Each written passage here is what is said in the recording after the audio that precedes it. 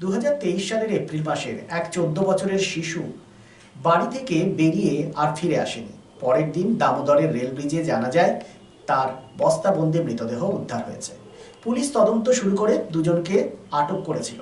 সেখানে ছিল 14 বছরের শিশুটির বন্ধু, বন্ধুর দাদা এবং বন্ধুর মামা। পুলিশ তদন্ত করে চার্জশিট দেয়। পোস্টমর্টমে শিশুটির হাতে চুল পাওয়া যায়। সেই চুলের ডিএনএ ম্যাচ করে বন্ধুর দাদা বিট্টু মণ্ডলের। তাদের উদ্দেশ্যই ছিল অপহরণ করে অর্থ আদায় করা। বেগতিক দেখে তারা হত্যা করে শিশুটিকে। সমস্ত কিছু খতিয়ে দেখার পর কোর্ট দুজনকে দোষী সাব্যস্ত করে। অপহরণ, মার্ডার, অপরাধমূলক ষড়যন্ত্র ও তথ্য লোপাটের অভিযোগে আজ সাজা ঘোষণা হয়। দুজনকে যাবজ্জীবন কারাদণ্ড দেওয়া হয় বিট্টু মণ্ডল, বন্ধু, দাদা এবং তার মামা উদয় মণ্ডলকে।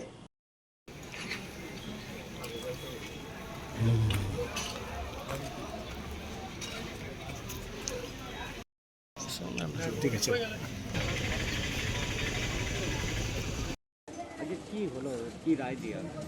আজকে রায় দিল। এটা একটা ব্রুটাল কিলিং। মানে 2023 সালে এপ্রিল মাসে একটা 14 বছরের বাচ্চা ছেলে ঘর থেকে বেরোয়, কিন্তু তারপরে আর ফেরোনি। ঘরে মা, যারা রিলেটিভ আছে তারা ফোন করে, ফোন সুইচ অফ। পরের দিন থানাতে অভিযোগ করে। তারপরের দিন বাচ্চাটা ডেড বডি একটা বস্তার মধ্যে ওই দামোদরের যে রেল ব্রিজ তার পাশে একটা জলা জায়গায় উদ্ধার হয়। এবার পুলিশ তদন্ত শুরু করে। পুলিশ 3 জনকে অ্যারেস্ট করে। 3 জনের মধ্যে একজন হচ্ছে ওই বাচ্চাটারই বন্ধু, দ্বিতীয়জন হচ্ছে ওই বন্ধুর দাদা, তৃতীয়জন হচ্ছে তাদের মামা, যে থাকে বিহারে, একটা হিস্ট্রি সিটার। তার কাছে মানে একাধিক বড় বড় মামলা পেন্ডিং। এরপর পুলিশ তদন্ত করে চার্জশিট দেয়। এতে অনেক টেকনিক্যাল এভিডেন্স পাওয়া গেছিলো। টেকনিক্যাল এভিডেন্স বলতে যেমন বাচ্চাটা যখন পোস্টমর্টম হয় ওর হাত থেকে একটা চুল পাওয়া গেছিলো, মানে 2-3টে চুল পাওয়া গেছিলো। সেই চুলগুলোর ডিএনএর সঙ্গে এই একজন একজনের ডিএনএ ম্যাচ করে দেয়। কার ডিএনএ ম্যাচ করে? নাম বিট্টু মণ্ডল, বন্ধু, মানে যে ওই বন্ধুটার দাদা। আচ্ছা। এরপর এরা যেটা করেছিল যে ওই ঘটনাস্থলে অ্যাকচুয়ালি এদের উদ্দেশ্য ছিল টাকা পয়সা, মানে র্যানসাম ইয়ে করা। ঘটনাস্থলে ওই বাচ্চাটার ফোন দিয়েই বাচ্চাটার ছবি তুলেছিল। বাচ্চাটাকে প্রথমে মারধর করে, তার মুখে পুরো সেই ব্রাউন রঙের টেপ মুড়ে দিয়েছিল, দিয়ে তারপরে বাচ্চাটার ছবি তুলে, মানে অবজেক্ট ছিল যে এই ছবিটা ঘরের লোককে পাঠাবো, দিয়ে র্যানসাম চাইবে। তার আগেই ওরা লক্ষ্য করে যে আশেপাশে কোনো মুভমেন্ট হচ্ছে লোকের, ওরা ভয় পেয়ে যায়। দিয়ে বাচ্চাটাকে গলা শ্বাসরোধ করে মার্ডার করে দেয়, বস্তাতে ঢুকিয়ে ফেলে দেয় ওই জল জায়গাটা। এবং ওর ফোনটা খুব পারপাসফুলি ওই আসানসোল স্টেশনের 7 নম্বর প্ল্যাটফর্মের পাশে একটা জায়গায় ফেলে আসে। পরে তদন্তে জানা যায় যে ওদের উদ্দেশ্য ছিল যে যাতে কোনো একটা পার্টিকুলার কমিউনিটির কারোর উপর সন্দেহটা হয়। এটা খুব পারপাসফুলি করেছিল। পুলিশ আসামির দেখানোর মতো সেই ফোনটা রিকভারি করে এবং ফোনটা সাইবার ফরেন্সিকে পাঠায়।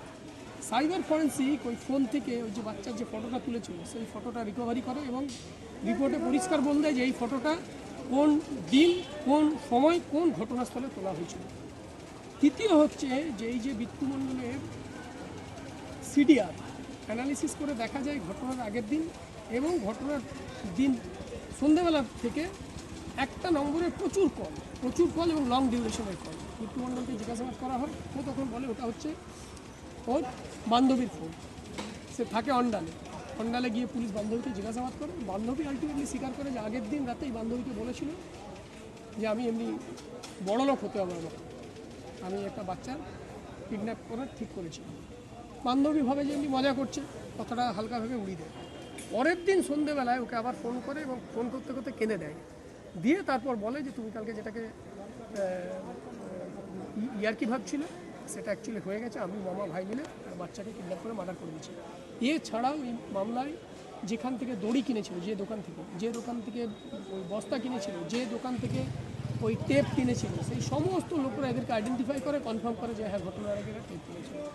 তো আমরা 38 জন উইটনেস এক্সামিন করেছিলাম। সমস্ত সাক্ষ্যসংহিতার উপর বেস করে কোর্ট দুজনাকে পরশুদিন দোষী সাব্যস্ত করে কিডন্যাপিং, মার্ডার, অপরাধমূলক ষড়যন্ত্র এবং তথ্য প্রমাণ লোপের অভিযোগে। আজকে সাজা ঘোষণার দিন ছিল। 302 মানে মার্ডারের জন্য দুজনাকে যাবজ্জীবন কারাদণ্ড দিচ্ছে, আর বাকি 3টে অফেন্সের জন্য বিভিন্ন পানিশমেন্ট দিয়েছে। কার যাবজ্জীবন হয়েছে নামগুলো? বিট্টু মণ্ডল, এবং তার মামা উদয় মণ্ডল। আর আরেকজন যে তার নাম হচ্ছে সুরজ মণ্ডল, ছোটো ভাইটা যেহেতু তারও বয়স তখন 14 না 15 বছরই ছিল, তার বিচারটা জুভেনাইল জাস্টিস বোর্ডে পেন্ডিং আছে। যে মারা গেছে তার নাম কি? যে মারা গেছে তার নামটা মুখ থেকে বলা না, আচ্ছা আচ্ছা, কত বয়স ছিল? 14 বছর। এটা কোন থানার কেস ছিল? हीरापुर थाना की। ये घटना कब का है? ये घटना है 26 अप्रैल 26 मार्च 2023।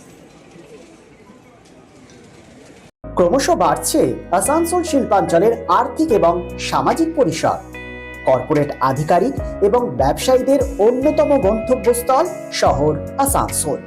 হোটেল ইন্ডাস্ট্রির গুণগত মান বজায় রেখে আসানসোলের অন্যতম আধুনিক রুচিসম্মত থাকার জায়গা hotel Sarita dream and dormitory. এখানে পাবেন এসি, নন এসি, সিঙ্গেল এবং ডাবল বেডরুম এবং আরও অন্যান্য সুবিধা। Hotel Sarita 69 GT road near Reliance jewels, ভাঙ্গা পাঁচিল, আসানসোল 3। Phone number 8603249260 and 7908616425। শহর আসানসোলের মহিশিলা কলোনি কার্যত একটি আধুনিক উপনগরী। আবাসন শিল্পের চাহিদা মেটাতে ক্লাসিক রিয়েলটরস আরও একটি প্রকল্প, তপতি এনক্লেভ G+5। তপতি এনক্লেভে আপনি পাবেন 3 BHK ও 2 BHK আধুনিক রুচিসম্মত মনের মতো ফ্ল্যাট।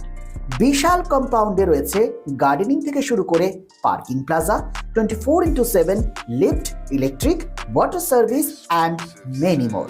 সবুজ প্রকৃতির মাঝে দূষণ মুক্ত পরিবেশে নির্মিত হচ্ছে Tapati enclave. Tapati enclave Shimultala beside wax museum, 1 number Mahishila colony, Asansol. For more details contact 8391909997 and 9735120 312।